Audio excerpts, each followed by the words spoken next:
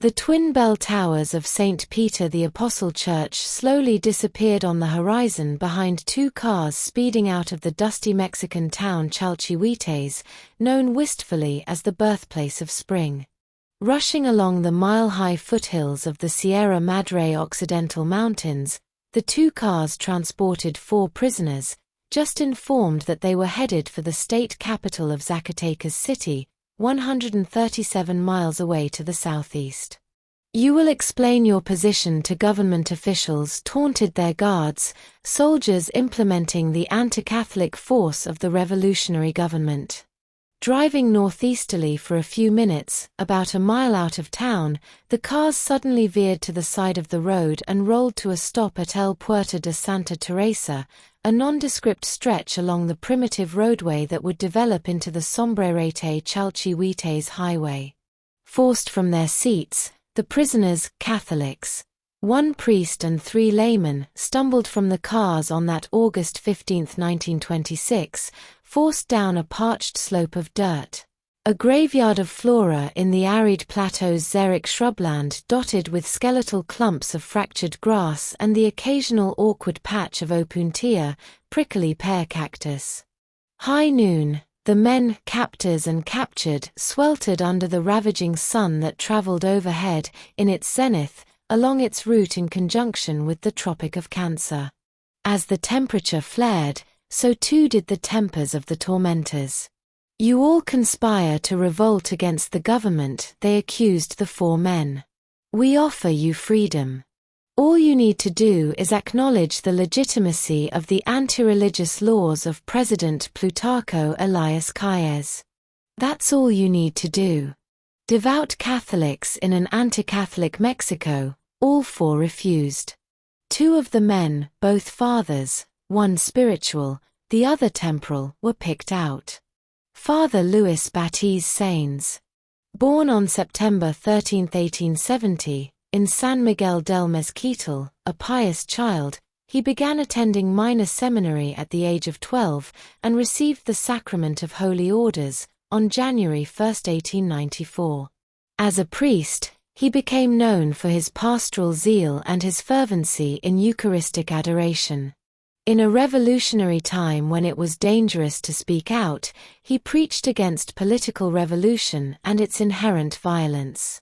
Sensing the impending death and destruction of the Catholic world, he was heard to say, "Lord, I want to be a martyr. Though I am your unworthy minister, I want to shed my blood, drop by drop for your name." Next to him, Manuel Morales Cervantes. Born on February 8, 1898, in the village of Macias, Zacatecas. Shortly after his birth, his family relocated to Chalchihuites. When old enough, he worked to help support his impoverished family. Once established as an accomplished and successful baker, he married and earned the reputation of a devoted husband, one half of a happy couple blessed with 3 children. At the side of the road, Father Batiz begged their captors to release Morales, for the sake of his children, whom he had to support. In response, Morales simply said, "I die for God, and God will take care of my children." He then calmly lifted his hat. Father Batiz smiled at his companion, absolved him and comforted him with a few final words, "Hasta el cielo, see you in heaven." The executioners raised their weapons. Morales stood and shouted, "Viva Cristo Rey y la Virgen de Guadalupe." Fatal gunshots sounded through the near-deserted hillsides. As the 2 lay, sprawled on the ground with their blood soaking into the dust, the 2 young cousins were ordered forward. Salvador Lara Puente. Born on August 13, 1905, in the Durango town of Berlin, he was tall and strong and enjoyed the sport of charreada, competitive horse riding with its origins in Spain. Gifted with a friendly nature, he was a loving son to his widowed mother, whom he helped support with work he found in one of the local mines, where he was respected as a responsible worker with integrity. Beside him, David Roldan Lara. Born in Chalchihuites, on March 2, 1907, when he was a year old, His father died, leaving his mother to care for him and his brothers. Despite the financial hardship, he attended Catholic school and served as an altar boy. When old enough, he helped support his impoverished family with work he found in a local mine, where the company deemed him an honorable, honest, and hard worker.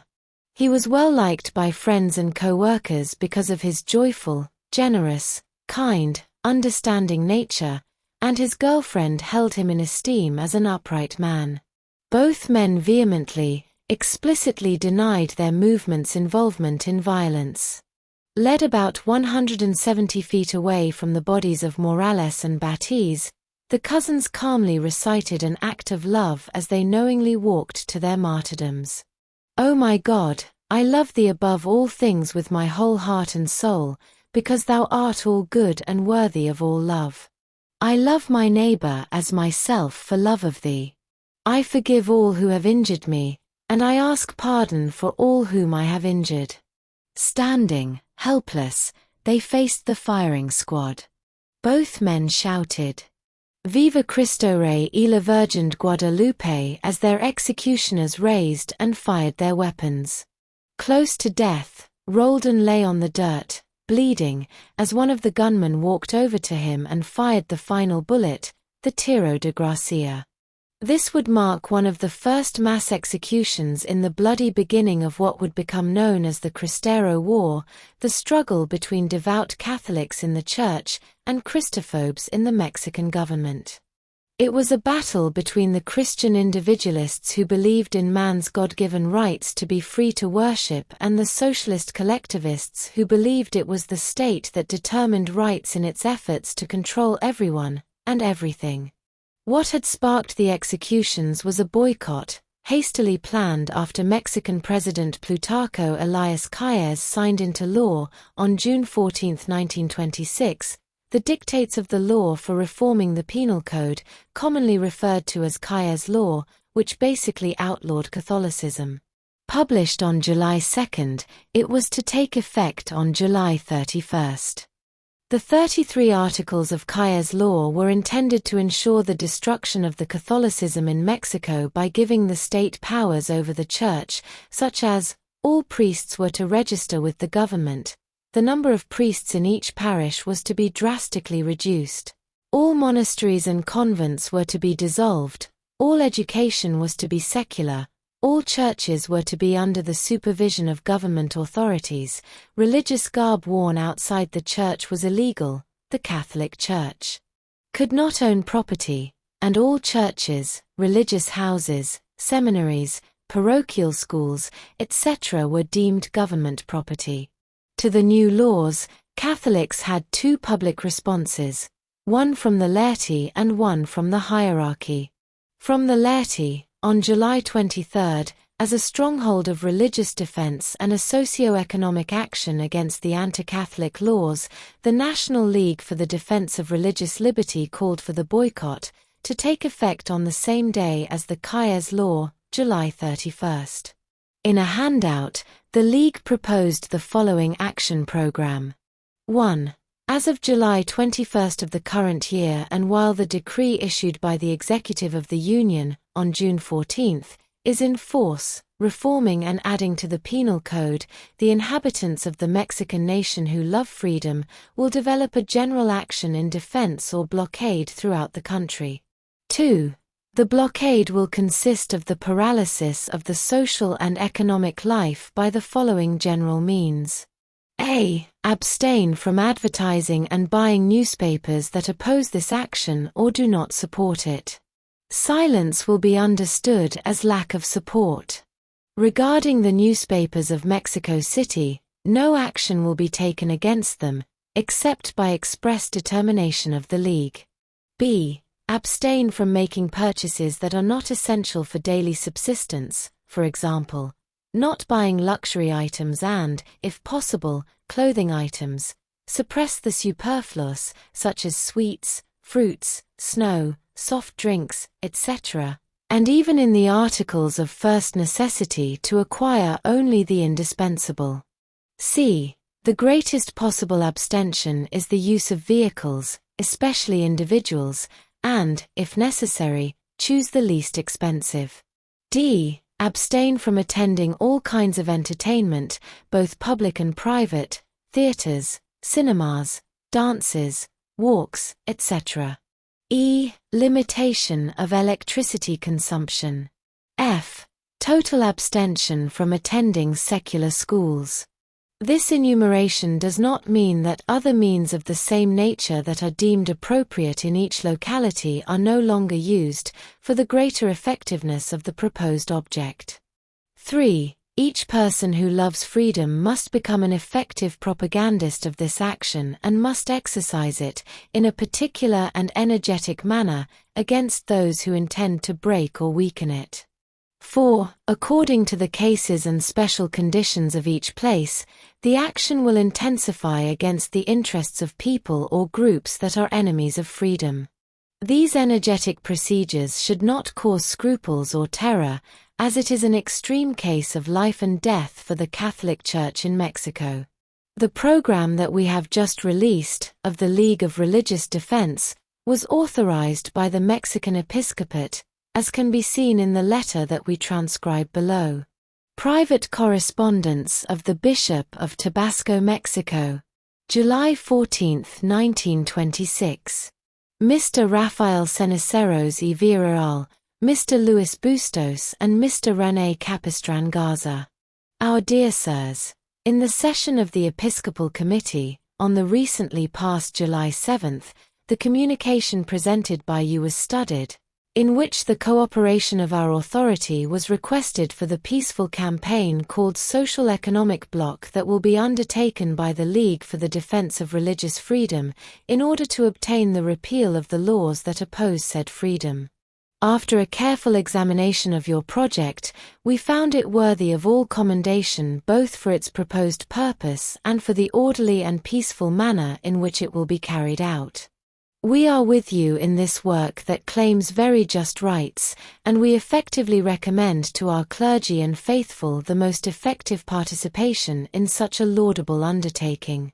Signed by José Mora y del Rio, Archbishop of Mexico, President of the Episcopal Committee, Pascual Diaz y Barreto, Bishop of Tabasco, Secretary of the Committee. God and my right. Mexico, Federal District, July 14, 1926.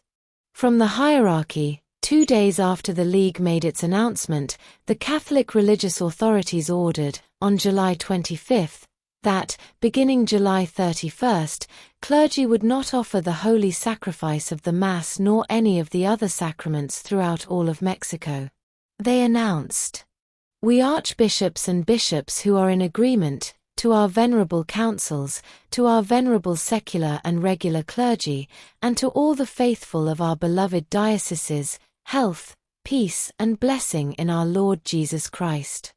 Venerable brothers and dear children, His Holiness Pius XI, deeply moved by the religious persecution that has been unleashed against the Mexican nation for some time, even before the dreadful upsurge in recent months, said in his apostolic letter of February 2, 1926, "How wicked are the decrees and laws that enemy rulers of the Church have sanctioned among you, against the Catholics of the Mexican Republic. We hardly need to say to you that, burdened for so long with a heavy yoke, you know perfectly well that such mandates are so far from being based on the order of reason and to look to, as it should be, the common good which, on the contrary, does not even deserve the name of laws. With good reason then our predecessor, of happy memory, Benedict XV, who distinguished himself with deserved praise when he wholly and justly rejected those laws, against those that you formulated a solemn protest, a protest that we ourselves by the present letter, we not only ratify, but we make it entirely ours. From 1917, when we raised the protest to which His Holiness alludes, until these last months, our conduct was one of prudent silence, because the anti-religious articles were not applied to the point of making the life of the Church impossible. Indeed, the governments that have held power in this period of time, undoubtedly, put very serious obstacles to the life of the Church and dictated some excessively rigorous and often unconstitutional administrative measures against her. They never made preaching, administration of the sacraments and general worship absolutely impossible. Against that very serious persecution, but which could be considered in some way isolated and transitory, we were able to observe an expectant attitude, seek accommodation, tolerate humiliation, always safeguarding the principles relative to the divine constitution of the Church, which we exhibited in our previous pastoral. But the federal executive law promulgated on July 2 of this year, in such a way violates the divine rights of the Church, entrusted to our custody. It is so contrary to natural law that not only establishes religious freedom as the primary basis of civilization, but positively prescribes the individual and social obligation to worship God. It is so opposed, according to the opinion of eminent Catholic and non-Catholic jurists, to Mexican constitutional law, that in the face of such a violation of such sacred moral values, there is no longer any room for condescension on our part. It would be a crime for us to tolerate such a situation. And we would not want to come to mind in the court of God that belated lament of the prophet, "Via me, quia taqui. Woe is me, because I remained quiet."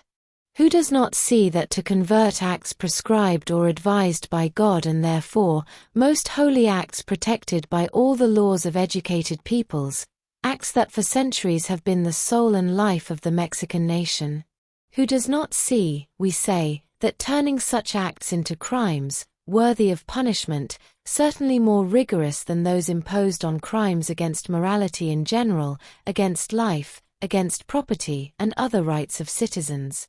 Is it a truly unprecedented offense that the last executive decree infers on divine rights, natural law, and the most treasured and sacred interests of Mexican nationality? Who does not see that the decree to which we refer does not aim at the best custody of the aforementioned rights, but only to make intangible and almost sacred the CRISTERO document, the 1917 Constitution, whose reformability, recognized by itself, is evident and for 1,000 reasons longed for by the village? Is it not clear that said decree, instead of promoting the common good and guaranteeing, as the Constitution itself mandates, freedom of worship, tends only to decatholicize Mexico and create for the same government a very serious problem that has no reason to exist, leaving a sad inheritance to its successors? For this reason, following the example of the Supreme Pontiff, before God, before civilized humanity, before the homeland and before history, we protest against that decree, counting on God's favor and with your help, we will work so that this decree and the anti-religious articles of the Constitution are reformed, and we will not cease until we see it achieved. As we said in our last pastoral, this behavior is not rebellious, because the Constitution itself opens the way for its reforms and because it is a fair compliance with mandates superior to all human law and a just defense of legitimate rights.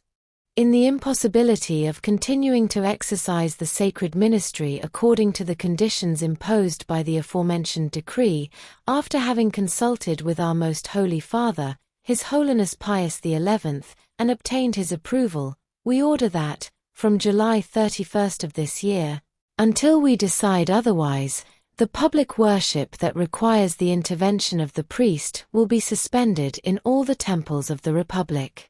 We warn you, beloved children, that it is not a matter of imposing the very serious penalty of the interdict, but rather using the only means that we currently have to express our disagreement with the anti-religious articles of the Constitution and the laws that sanction them. The temples will not be closed so that the faithful can continue to pray in them. The priests in charge of them will withdraw from them to exempt themselves from the penalties imposed by the executive decree, therefore being exempt from giving the notice required by law. We leave the temples in the care of the faithful, and we are sure that they will conserve with total care the sanctuaries that they inherited from their elders, or those at the cost of sacrifices they built and consecrated themselves to worship God. Since the law does not recognize Catholic elementary schools, the necessary guarantees to impart the religious education to which they are obliged as such, we burden the conscience of parents, so that they prevent their children from going to schools where their faith and good customs are endangered, and where the texts violate the religious neutrality recognized by the same Constitution. Redouble your efforts in the sanctuary of the home, in fulfillment of the very serious mission of educators that God has entrusted to you. It is painful, moreover, for our paternal heart, to see ourselves obliged to take such serious measures, for which we assume exclusive responsibility. But from what has been said so far, you will understand that we cannot observe another line of conduct. Trust us, beloved children, as we trust your unwavering loyalty. And let's all trust God. We expect a lot, the Supreme Pontiff said recently of Our Lady of Guadalupe. Sometimes it seems that the divine pilot is sleeping, but he always comes at the right moment, to console those who trust him. This trust does not serve as a pretext for leading a sterile life. Remember that Nineveh was liberated from destruction by prayer and penance. Insist before the Lord and the Immaculate Virgin, with fervent prayers, with fasts, penances and alms. Do not forget the poor priests who are left without the means to live. Outwardly manifest your grief, abstaining from worldly diversions.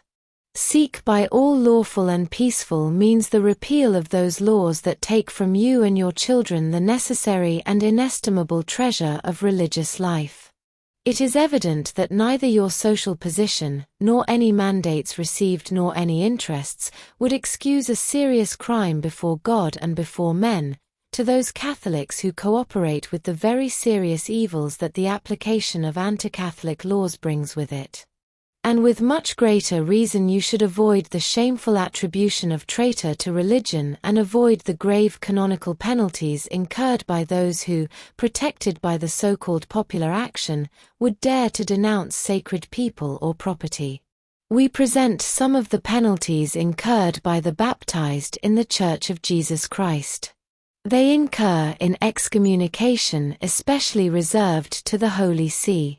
A. Those who give laws, mandates or decrees against the freedom or right of the Church. B. Those who directly or indirectly prevent the exercise of ecclesiastical jurisdiction in the internal and external jurisdiction, resorting to civil authority. C. Those who dare to bring their own bishop before a lay judge. They incur in excommunication reserved simply to the Holy See.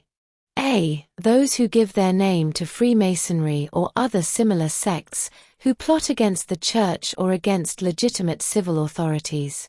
B. Those who bring before a lay judge, a bishop not his own, or a major religious official of pontifical canon law. C. Those who usurp, by themselves or by others, ecclesiastical property of any kind, movable or immovable, or prevent those to whom it belongs by right from receiving its fruits or revenues. D. Those who steal, destroy, hide or imitate a document belonging to an episcopal curia. They incur in excommunication reserved to the bishop. A. Catholics who marry before a non-Catholic minister. B. Parents or those who take their place, who knowingly instruct or educate their children in a non-Catholic religion. On the first day of August, the Vicar of Jesus Christ, His Holiness Pius XI, in union with the entire Catholic world, will pray for the Mexican Church. Let us unite with the Holy Father and our brothers around the world, making that day a day of prayer and penance. Finally, let us comfort our spirits by remembering those words of Christ our Lord to his apostles, in which he announces his approaching death and resurrection. Behold, we are going up to Jerusalem, where all the things that the prophets wrote about the Son of Man will be consummated. For he will be handed over to the Gentiles, and he will be mocked and spit on. And after he has been scourged, they will kill him. And on the third day he will rise again. The life of the Church is that of its divine founder. Thus, beloved children, the Mexican Church is today handed over to its bitter enemies. It is mocked, reduced to a state similar to that of death. But also the Mexican Church after a short time will resurrect full of life, strength and exuberance, to such a degree as our eyes have never seen. Have the most firm hope in this. This pastoral letter will be made known as widely as possible to our people. Finally, we cordially impart our pastoral blessing to you, in the name of the Father, of the Son and of the Holy Spirit. Given on the feast of the Apostle James the Great, on July 25, 1926. To prepare for the boycott which would spark the executions, a meeting was hosted, on July 29, 1926, by the National League for the Defense of Religious Liberty, of which Morales served as president, Roldan as vice president, Lara as secretary and Batiz as their spiritual advisor. During the gathering, Morales addressed the audience of more than 500 faithful Catholics. He explained the League should be peaceful and not interfere in political affairs. Our project is to implore the government to remove the articles of the Constitution that prevent religious freedom. After the meeting, Father Batiz had just arrived at the private home where he resided and was settling down for the night when a group of soldiers stormed inside. But they did not surprise him. The day before, when told that soldiers were looking for him, he responded, "May God's will be done. If he wants, I will be one of the martyrs of the Church."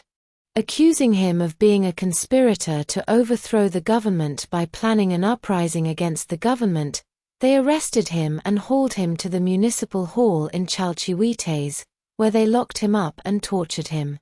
A few days later, Lara called together a meeting at his home, with Morales and Roldan, to discuss how they could free the priest by legal means. During the meeting, a group of soldiers broke into the home. The chief shouted, "Manuel Morales Cervantes. I am at your service," he said, stepping forward. "Salvador Lara Puente," someone called out. "Here I am," he answered. And so too the name of David Roldan Lara was announced. All captured and in custody, the three devout Catholics were dragged to the municipal hall where Father Batiz was held, and where all suffered beatings and torture. After townspeople demanded the release of the political prisoners, the four men were escorted from their cells to the outdoors, where two cars waited, as the soldiers pretended that their captives were to be transferred to Zacatecas. Instead, they were driven to the patch of scorched earth, at El Puerto de Santa Teresa, now known as Los Lugares Santos, where their final words "Viva Cristo Rey y la Virgen de Guadalupe" are etched on the hillside. Each year, local Catholics commemorate the deaths of the four men, on the dirt forever stained with their blood, the blood of martyrs, who, on May 21, 2000, were canonized by Pope John Paul II as martyrs of the CRISTERO War.